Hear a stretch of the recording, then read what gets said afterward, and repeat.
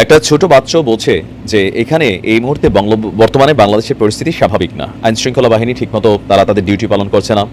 মসজিদে মারামারি হচ্ছে, পলানো খতিব তিনি আবার সামনে আসছেন। মানে আমাদের নানান একটা হজবরল অবস্থা, কোথাও যেন শান্তি নেই, দখলদারিত্ব আর নানান ইস্যু। এর মাঝখানে আছে আন্তর্জাতিক ষড়যন্ত্র।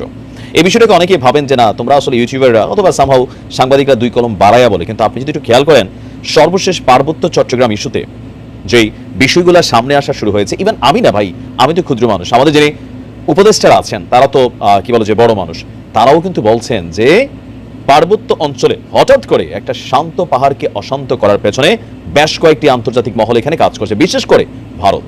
পাশাপাশি কিন্তু চীনাদের একটা অংশ এখানে কাজ করছে, আবার মিয়ানমারও কাজ করছে। এক একজনের স্বার্থটা এক এক রকম। লম্বা একটা সময় ধরে পাহাড়ের পরিস্থিতি অনেকটা শান্ত ছিল, পর্যটন শিল্প থেকে শুরু করে সেখানের অর্থনীতি বিকাশ হচ্ছিল।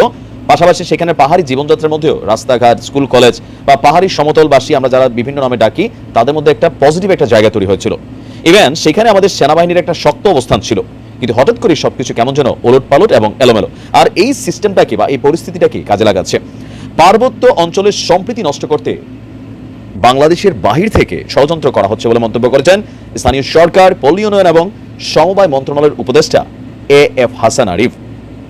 গতকালকে আপনারা জানেন যে আমাদের সরকারের বেশ কয়েকজন উপদেষ্টা রাঙামাটি, তারপর হচ্ছে খাগড়াছড়ি, এই অঞ্চলগুলো পরিদর্শনে গিয়েছিলেন। তো সেখানে গিয়ে রাঙামাটি সেনানিবাসে স্থানীয় বিভিন্ন রাজনৈতিক এবং জনগোষ্ঠীগুলোর যারা নেতা আছে এবং নিরাপত্তা বাহিনী হিসেবে সেখানে তারা দায়িত্ব পালন করছে, বিজিবি, আমাদের সেনাবাহিনী, র্যাব, পুলিশ, সকলের সাথে একটা বৈঠক করেছেন তিনি বলছেন যে সবাই বলেছেন তারা সম্প্রীতি চান, স্থানীয় মানুষরা সবাই সম্প্রীতি চান, তারপরেও কেন ছন্দপতন হচ্ছে? সবাই বলছে ষড়যন্ত্র, সম্প্রীতি নষ্ট করতে দেশের বাহির থেকে এই ষড়যন্ত্র করা হচ্ছে। পাহাড়ে অশান্তির পেছনে জড়িতদের বের করতে একটি শক্তিশালী তদন্ত কমিটিও ঘোষণা করেছে সরকার। আর রাঙামাটিতে আমরা যেই বর্তমান অবস্থাটা দেখছি, সেখানে একই বার্তা যে আমরা সবাই কাঁধে কাঁধ মিলিয়ে বসবাস করবো। তাহলে প্রশ্ন হচ্ছে, সবাই যদি শান্তি চাই, অশান্তিটা তৈরি করছে কারা? দর্শক, গতকালকে আপনাদেরকে জুম্বল্যান্ড নিয়ে একটা নিউজ দিয়েছিলাম যে হোয়াট ইজ দ্য জুম্বল্যান্ড, এবং স্বাধীন বাংলাদেশকে বিভাজন করার যে নীতি, লাইক বাংলাদেশের রাজধানী হবে ঢাকা, জুম্বল্যান্ডের রাজধানী হবে রাঙামাটি। এখন এগুলো চাচ্ছে কারা? আপনি সেখানে দেখবেন যে সাধারণ মানুষ, আমি আবারও বলি, সাধারণ যারা পাহাড়ি ভাইরা আছেন, এই বিভিন্ন রকম ফলাদি ফলান, খুবই কঠিন একটা জীবনযাপন করেন, তাদের এই জুম্বল্যান্ড ফুম্বল্যান্ড এগুলো তাদের দরকার নেই, কিন্তু তাদের ব্রেইনের মধ্যে এইটা কারা ঢুকাচ্ছে যে আমাদের জুম্বল্যান্ড দরকার, রাজধানী রাঙামাটি দরকার, ফেডারেল বাংলাদেশ দরকার, এই জিনিসগুলো যারা ঢুকাচ্ছে।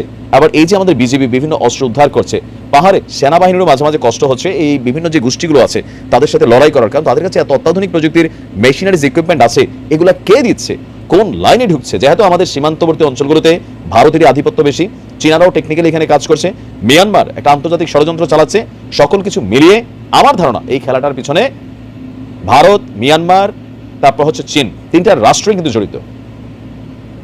সবচেয়ে বেশি ভূমিকাটা ভারতেরই, কারণ এই অঞ্চলগুলোকে অস্থিতিশীল করতে পারলে ভারতের যে বাংলাদেশ নিয়ে গভীর একটা পরিকল্পনা আছে। আবার দেখেন, এই যে বলা হচ্ছে যে ভারতের কাছে নিরাপত্তা চাইছে ভারতের একদল চাকমা, তারা মনে করছে বাংলাদেশে গণহত্যা হচ্ছে, ভারতের সেনাবাহিনী পাঠানো উচিত, সরকারের সাথে কথা বলা উচিত। মানে এরা কারা? মায়ের চেয়ে মাসির দরদ বেশি। একটা গভীর ষড়যন্ত্র হচ্ছে পাহাড়ে। মনিটরিং খুবই বাড়ানো দরকার, ড্রোনের মাধ্যমে নজরদারি করা দরকার, তারপর হচ্ছে মনিটরিং টাওয়ার এগুলা করা দরকার। ইভেন সেই এলাকাকে নেটওয়ার্কিং যেই সিস্টেমটা আছে, ফ্রিকোয়েন্সি সিস্টেম আছে, সেইটার নজরদারি করা দরকার। পাশাপাশি সেনাবাহিনীর সেনা মোতায়েন সেখানে আরও বাড়ানো দরকার, আরও প্রয়োজনে অধিক ঘাঁটি করা যেতে পারে। পাহাড়ে কে আসছে কে যাচ্ছে কিছু রেস্ট্রিকশন এলাকা করা দরকার, আর যদি সন্ত্রাসী গোষ্ঠী থাকে তাদেরকে সমূলে উচ্ছেদ করা দরকার। পরিস্থিতি কোন দিকে যাচ্ছে জানি না, তবে সংকেত কিন্তু খুব বেশি ভালো না, অশনির সংকেত। ভালো থাকুন, আসসালামু আলাইকুম।